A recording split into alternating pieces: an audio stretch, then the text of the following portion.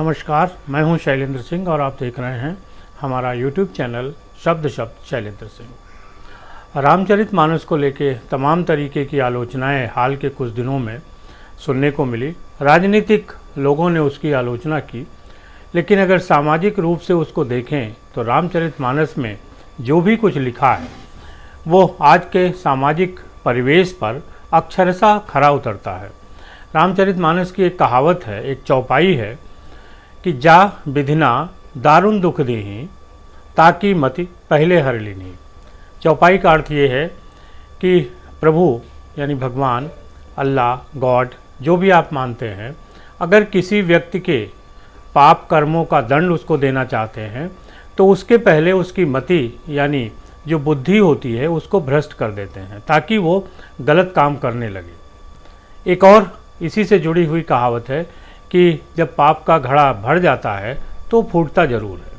ये दोनों ही जो चौपाई कहावतें हैं, ये इलाहाबाद यानी अब जो प्रयागराज बन चुका है उसके माफिया बाहुबली अतीक अहमद पर एकदम खरी उतरती हैं। 2017 में जब उत्तर प्रदेश में मुख्यमंत्री के रूप में योगी आदित्यनाथ ने अपना कार्यकाल शुरू किया, उस समय उनकी पॉलिसी थी जीरो टॉलरेंस की। जीरो टॉलरेंस खास तौर पे बाहुबली अपराध माफियाओं के खिलाफ उन्होंने एक जंग छेड़ी और उस जंग में उनका प्रमुख हथियार था बुलडोज़र।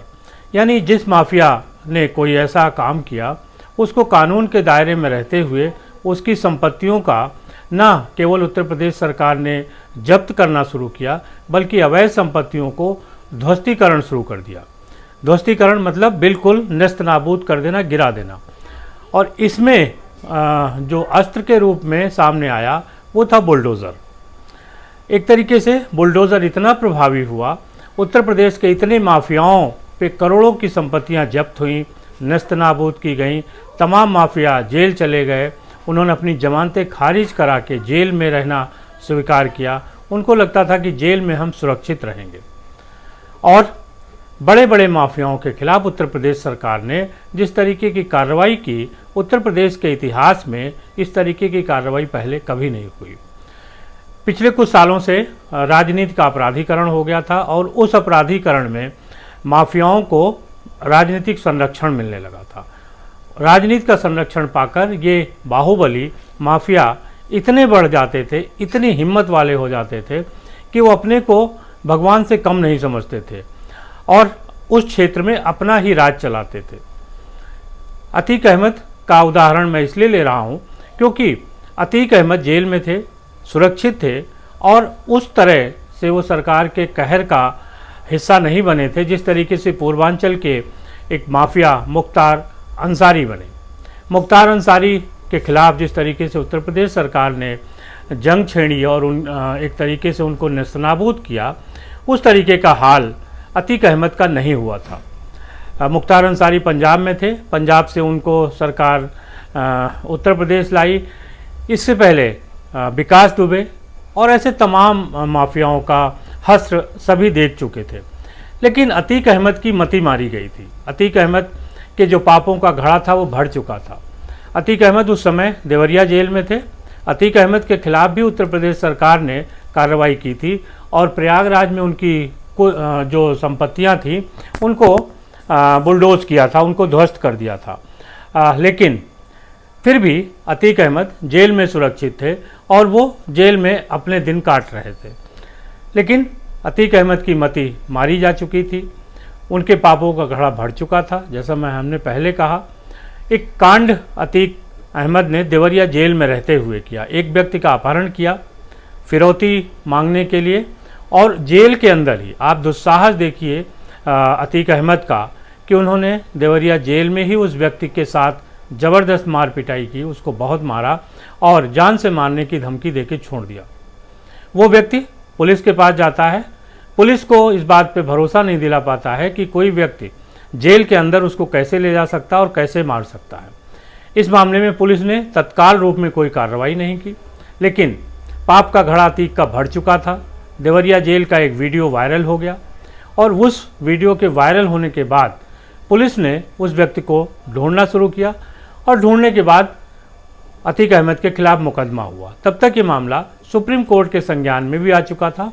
सुप्रीम कोर्ट ने उत्तर प्रदेश सरकार से कहा कि अतीक अहमद को उत्तर प्रदेश की जेल में रखना ठीक नहीं है, क्योंकि वो जेल में रहते हुए भी आपराधिक कार्रवाइयों को कर रहा है।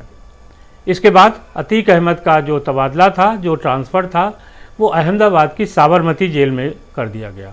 साबरमती जेल बहुत ही मशहूर सुरक्षित जेल मानी जाती है। वहाँ पे अतीक अहमद का ट्रांसफ़र हो जाता है। अतीक अहमद के दिन धीरे धीरे कटने लगते हैं। राजनीतिक संरक्षण एक तरीके से लगभग शून्य था, लेकिन उसकी पत्नी को निकाय चुनाव, जो उत्तर प्रदेश के निकाय चुनाव होने वाले थे, उसमें मेयर पद के लिए बहुजन समाज पार्टी ने अपना समर्थन देने की घोषणा कर दी थी। लिहाजा उसको किसी न किसी तरीके से उनके परिवार को एक राजनीतिक संरक्षण मिल रहा था। कायदे से अतीक अहमद को अपने दिन काट लेने चाहिए थे और फिर वो एक सही राह पे चलने लगता, तो जो उसने सांसद, विधायक और राजनीति में आने के बाद जो अपना वर्चस्व स्थापित किया था, वो बना रहता। लेकिन वही रामचरितमानस की कहावत कि जिसकी पाप का फल जिसको देना होता है, उसकी पहले बुद्धि भ्रष्ट की जाती है, भगवान उसकी बुद्धि हर लेता है। तो अतीक अहमद की बुद्धि भगवान ने हर ली और उन्होंने जो इलाहाबाद का चर्चित राजू पाल हत्याकांड था, उसके गवाह उमेश पाल के हत्या का एक प्लान बना लिया।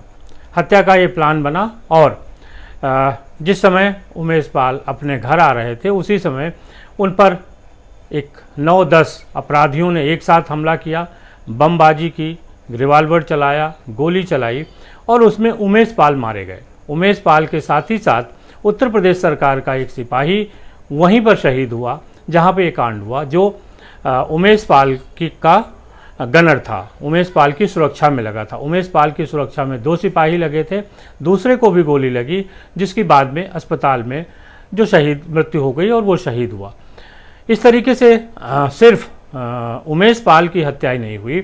अतीक अहमद की योजना ये थी कि उन्होंने उत्तर प्रदेश सरकार को चुनौती दे दी। समय गलत था और कदम गलत था। उसी समय विधानसभा का बजट सत्र चल रहा था।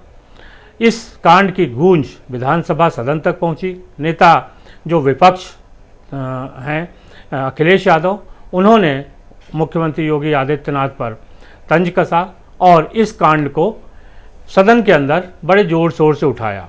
हालांकि मुख्यमंत्री ने ये कहा कि अतीक अहमद समाजवादी पार्टी के द्वारा ही पाला पोसा गया था, लेकिन अखिलेश यादव ने कहा कि अतीक अहमद का जो अभी राजनीतिक संरक्षण है वो बसपा के द्वारा किया जा रहा है और बसपा भारतीय जनता पार्टी की मित्र दल के रूप में है, इसलिए उस पर उतना शिकंजा पुलिस का नहीं कस रहा है। मुख्यमंत्री योगी आदित्यनाथ ने सदन में ही कहा कि जिस भी माफिया ने इस काम को किया है उसे हम मिट्टी में मिला देंगे और यहाँ से अतीक अहमद की जो उल्टी गिनती है वो शुरू हो जाती है। मुख्यमंत्री के इस चैलेंज को स्वीकार करते हुए उत्तर प्रदेश की जो पुलिस थी उसने अपने प्रयास शुरू कर दिए। दिनांक 24 फरवरी 2023 को जनपद प्रयागराज के थाना धूमनगंज क्षेत्र के जयंतीपुर में श्री उमेश पाल और उनके 2 सुरक्षाकर्मी के ऊपर जानलेवा हमला की घटना कायद की गई थी। इस घटना में श्री उमेश पाल एवं एक सुरक्षाकर्मी की दुखद मृत्यु हुई एवं एक सुरक्षाकर्मी का इलाज चल रहा है, जिनकी कंडीशन अभी क्रिटिकल है। इस घटना के संबंध में 24/25 की रात्रि और 25 तारीख की सुबह श्री उमेश पाल की पत्नी के द्वारा मुकदमा पंजीकृत कराया गया। धारा 147, 148, 149, 302, 307, 506, 34 भादवी विस्फोटक पदार्थ अधिनियम की धारा 3 एवं 7 CLA एक्ट के अंतर्गत इस मुकदमे में माफिया अतीक अहमद, माफिया की पत्नी शाइस्ता परवीन, माफिया का भाई अशरफ एवं इनके अन्य पुत्र ये साजिशकर्ता के रूप में नामजद हैं एवं माफिया अतीक अहमद का एक पुत्र एवं 2 नामजद इनके साथी व 9 अन्य अज्ञात साथी के विरुद्ध मुकदमा पंजीकृत किया गया है। इस मुकदमे में जनपद प्रयागराज की पुलिस की 10 टीमें इसमें इन अपराधियों के ढूंढने, तलाशने और इनके विरुद्ध कठोरतम कार्रवाई करने के लिए इस समय जगह जगह दबिश दे रही हैं, लोगों से पूछताछ कर रही हैं।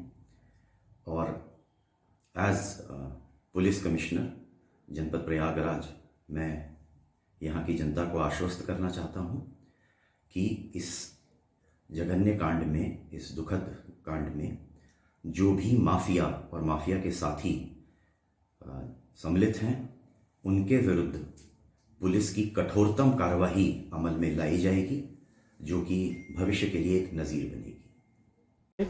एसटीएफ और यूपी पुलिस ने सबसे पहले एक उस व्यक्ति का इनकाउंटर किया जो उमेश पाल हत्याकांड में गाड़ी चला रहा था। उसके 2 ही 3 दिन बाद दूसरा इनकाउंटर हुआ विजय चौधरी का, जो उस्मान के रूप में अतीक के साथ काम करता था और अतीक ने ही उसका नाम उस्मान दिया था। कहा जाता है कि नाम छिपाने का मकसद ये था कि अगर हिंदू नाम मुसलमान कर दिया जाएगा तो पुलिस उसे आसानी से नहीं पकड़ पाएगी। उस्मान और विजय चौधरी के नाम को लेके यही कन्फ्यूज़न बना रहा। विजय चौधरी की जो पत्नी है उसने बार बार यही कहा कि वो हम लोग हिंदू हैं और हमें मुसलमान बताया जा रहा है। एक तरीके से उसने पुलिस को कंफ्यूज करने की कोशिश की। पहले तो उसने यही नहीं माना कि उसके पति ने हत्या की, लेकिन जब वीडियो फुटेज जारी हुआ तो ये बात स्वीकार करनी पड़ी कि हत्या करने वालों में विजय चौधरी शामिल था। फिर कार्रवाई शुरू हुई और जो भी अतीक के करीबी थे, अतीक के नाते रिश्तेदार थे, उनको सहायता देने वाले लोग थे, जो पुलिस की पकड़ में आए, पुलिस ने उनको उठाया और उनकी अवैध संपत्तियों का ध्वस्तीकरण शुरू कर दिया। अतीक के बहन और उनकी पत्नी का तो ये भी दावा है कि उनके घर की महिलाओं को भी उठाया गया। तरीके से कहा जा रहा है कि आपके पूरे परिवार इस पूरे घटना में षड्यंत्र हैं, क्या कहना है आपका? जी, अब घटना में कौन है कौन नहीं हम ये नहीं कहना चाहते, लेकिन हमें जो टॉर्चर किया हम वो बताना चाहते हैं कि आज तक ऐसा नहीं हुआ कि महिलाओं को ले जाए और टॉर्चर करे। पहली बार ऐसा हुआ है, तो हम अपने जेठ और अपने पति के लिए करना चाहते हैं। टॉर्चर गन दिखा के किया, गन दिखा के किया कि अगर नहीं बताओगे तो हम जान से मार देंगे। तो महिलाओं को ऐसा करना चाहिए, महिलाओं के साथ। आप बता रहे हैं कि असद ने फायरिंग की, आपने देखा वो असद है या नहीं, ये आप बता सकती हैं? ये हम नहीं बता सकते, इससे हम रहते ही नहीं, हमें नहीं मालूम कौन है कौन नहीं। वही बता रहे हैं टॉर्चर में जो आप बार बार कह रहे हैं उसका क्या मतलब? गन दिखाया है तो, और दूसरा क्या? जी, गन दिखाया है कि हाँ जान से मार देगा, नहीं बताओगी तो कि भाभी कहाँ है, असद कहाँ है। जब हम लोग जानते नहीं हम लोग क्या बताएं? जी, आपके अपने पति से आखिरी बार कब मुलाकात? 1 साल हो गया हमको गए। आप जेल में नहीं गए मिलने? नहीं, बस 1-2 बार गए, उसके बाद गए ही नहीं। जी सर, आप सवाल कर रहे थे उनके परिवार में उस वक्त कुछ आपस में बहुत लड़ाई चल रही थी। सर, उनको जेल से बाहर ट्रांसफ़र करने में ये लोग साजिश रच रहे हैं, यूपी पुलिस। उस परिवार में उस समय हमने आप लोगों के वीडियो में देखा था कि वो आपस में परिवार में बहुत सख्त दुश्मनी चल रही है और वो जो जिनकी हत्या हुई है वो हमारे भाई की गवाही में नहीं थे, बल्कि उनका किसी समय किडनैप हुआ था। सर, उनके परिवार की महिलाएं खुद बता रही हैं उस समय, उनकी पत्नी और उनकी माता जी। और मेरे पति और जेठ का इस उसमें इनकाउंटर में उमेश पाल कोई जो मालूमात आप लोगों को लेना हो आप बाद में ले लीजिएगा। अब हम आज्ञा चाहते हैं आप लोग। अपनी पूरी बात कही और बार बार वो कहती रही कि एसटीएफ उनको जान से मारना चाहती है। हालत ये हो गए कि जिस अतीक अहमद का प्रयागराज में पूरा वर्चस्व चलता था, वो एक बादशाह के रूप में काम करता था। उसके यहाँ जो उसने कुत्ते पाले थे, खतरनाक कुत्ते पाले थे, उनको खाना खिलाने वाला भी कोई नहीं रहा। उसके एक कुत्ते की मौत हो गई और दूसरा कुत्ता भी मरने की कगार पे पहुंचा। तमाम मीडिया में ये बातें आई तो पुलिस ने उनको खाना पहुंचाया। एक कहावत है कि जब रामायण का युद्ध होता है तो कहा गया था कि वो रावण जिसके घर 1 लाख पुत्र थे और 1.25 लाख उसके नाती थे, उस रावण के घर की हालत ये हो गई कि वहाँ उसके यहाँ कोई दीपक जलाने वाला नहीं बचा। वही हालत अतीक अहमद की हो गई है। आज अतीक अहमद को उत्तर प्रदेश आने से डर लग रहा है। वो बार बार कह रहा है कि हमें गुजरात की जेल से उत्तर प्रदेश न ले जाया जाए। अतीक का भाई बरेली जेल में है अशरफ, उसको भी डर लग रहा है कि अगर उसे बाहर ले जाया गया तो उसको मार दिया जाएगा, उसका इनकाउंटर हो जाएगा। उसके घर वाले इस बात से डरे हुए हैं कि कहीं अतीक और अशरफ को लाया न जाए और इनकाउंटर कर दिया जाए।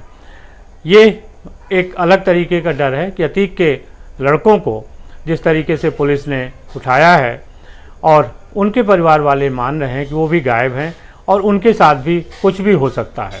एक वो परिवार जो उत्तर प्रदेश में जिसके दम पे बहुत सारे माफिया, तमाम अपहरण, हत्या, बलात्कार, ज़मीनों के कब्जे जैसे काम करते थे, वो पूरे डरे हुए हैं।